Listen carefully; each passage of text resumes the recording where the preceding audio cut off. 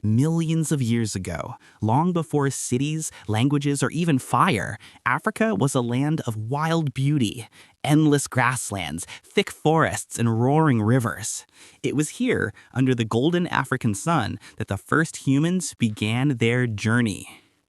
Our story starts about 6 million years ago, when our earliest ancestors still looked a bit like apes.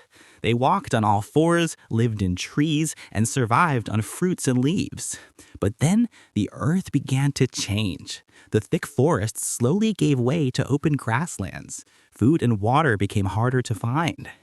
To survive, some of these early creatures did something amazing. They started walking on 2 feet.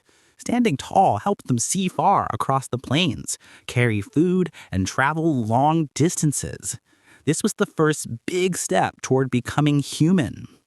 Over millions of years, new species appeared, like Australopithecus, small but clever, able to use simple tools.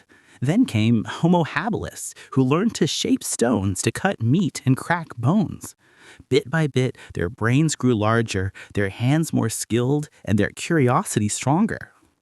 In East Africa and places like the Great Rift Valley, life kept pushing our ancestors to adapt.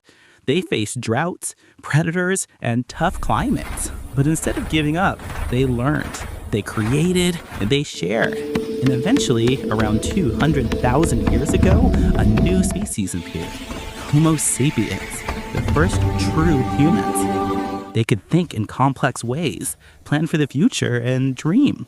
They painted on cave walls, made tools, and began forming the first signs of culture.